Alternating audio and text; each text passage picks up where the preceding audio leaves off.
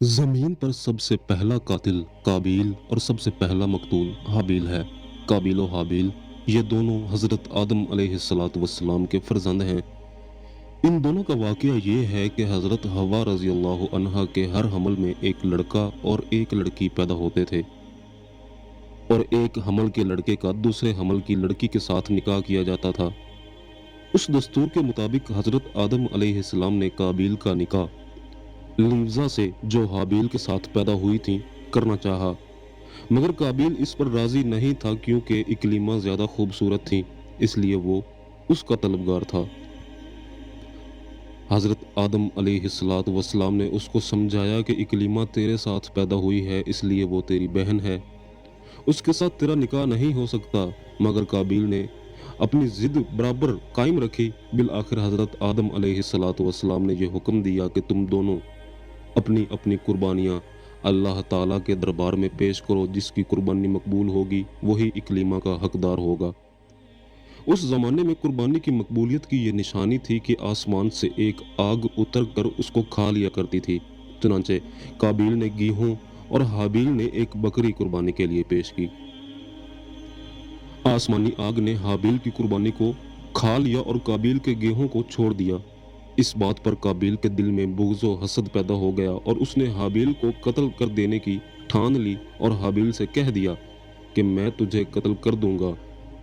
हाबिल ने कहा कि कुर्बानी कबूल करना सिर्फ और सिर्फ अल्लाह ताला का काम है और वो मुत्तकी बंदों की कुर्बानी कबूल करता है। अगर तू मुत्तकी होता तो तेरी कुर्बानी भी ज़रूर कबूल होती। साथ ही हाबिल ने यह भी कह दिया कि अगर तू मेरे कत्ल के लिए हाथ बढ़ाएगा तो मैं तुझ पर अपना हाथ नहीं उठाऊंगा, क्योंकि मैं अल्लाह से डरता हूँ। मैं ये चाहता हूँ कि मेरा और तेरा गुनाह दोनों तेरे ही पल्ले पड़े और तू दोज़खी हो जाए, क्योंकि बेइंसाफों की यही सज़ा है। आखिर काबिल ने अपने भाई हाबिल को कत्ल कर दिया। बवक्ते कत्ल हाबिल की उम्र 20 बरस की थी और कत्ल का ये हादसा मक्का मुकरमा में जबल सौर के पास या जबल हिरा की घाटी में पेश आया और बाज़ मौर्रखीन के मुताबिक जिस जगह बसरा में मस्जिद आज़म बनी हुई है, मंगल के दिन उस जगह यह सानहा पेश आया।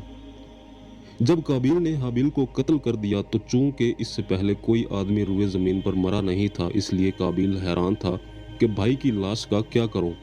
चुनांचे कई दिनों तक वो अपने भाई की लाश को अपनी पीठ पर लाद कर ऐसे ही फिरता रहा। फिर उसने देखा कि दो कौवे आपस में लड़े और एक कौवे ने दूसरे को मार डाला। फिर जिंदा कौवे ने अपनी चोंच और पंजों से ज़मीन कुरेद कुरेद कर एक गड्ढा खोदा और उसमें मरे हुए कौवे को डालकर मट्टी से दबा दिया। ये मंजर देखकर काबिल को मालूम हुआ कि मुर्दे की लाश को ज़मीन में दफन करना चाहिए। चुनांचे उसने कब्र खोद कर उसमें भाई की लाश को दफन कर दिया। जब हाबिल कत्ल हो गए तो 7 दिनों तक ज़मीन में मुसलसल जलजला आता रहा और परिंदों और दरिंदों में इज़्तिराबी और बेचैनी फैल गई और काबिल जो बहुत ही गोरा और ख़ूबसूरत था, भाई का खून बहाते ही उसका चेहरा बिल्कुल काला और बदसूरत हो गया और हज़रत आदम अलैहिस्सलाम को बेहद रंज हुआ। यहाँ तक कि हाबिल के रंजो गम में 100 बरस तक कभी आप अलैहिस्सलाम को हंसी नहीं आई। हज़रत आदम अलैहिस्सलाम ने शदीद गज़बनाक होकर काबिल को फिटकार कर अपने दरबार से निकाल दिया और वो बदनसीब इकलीमा को साथ लेकर यमन की सरजमीन अदन में चला गया। वहाँ इब्लीस उसके पास आकर कहने लगा कि हाबिल की कुर्बानी को आग ने इसलिए खाया था कि वो आग की परस्तिश किया करता था, लिहाजा तू भी एक आग का मंदिर बना और आग की परस्तिश किया कर। चुनांचे काबिल पहला वो शख्स है जिसने आग की इबादत की और ये रुए ज़मीन पर पहला शख्स है जिसने अल्लाह पाक की नाफरमानी की और सबसे पहले ज़मीन पर खून नाहक किया और ये पहला वो मुजरिम है जो जहन्नुम में सबसे पहले डाला जाएगा। और हदीस शरीफ में है कि रुए ज़मीन पर क़यामत तक जो कोई भी खून नाहक होगा, काबिल उसमें हिस्सादार होगा, क्योंकि इसी ने सबसे पहले कत्ल का दस्तूर निकाला। और काबिल का अंजाम ये हुआ कि इसके एक लड़के ने जो कि अंधा था, इसको एक पत्थर मारकर कत्ल कर दिया और ये बदबख्त नबी ज़्यादा होने के बावजूद आग की परस्तिश करते हुए कुफ्र व शिर्क की हालत में अपने लड़के के हाथों से मारा गया। हाबिल के कत्ल हो जाने के 5 बरस बाद हज़रत शीस अलैहिस्सलाम पैदा हुए। جبکہ حضرت آدم علیہ الصلوۃ والسلام کی عمر شریف 130 برس کی ہو چکی تھی۔ آپ نے اپنے اس ہونہار فرزند کا نام شیس رکھا۔ یہ سریانی زبان کا لفظ ہے اور عربی میں اس کا مطلب ہے حبۃ اللہ، یعنی اللہ کا عطیہ۔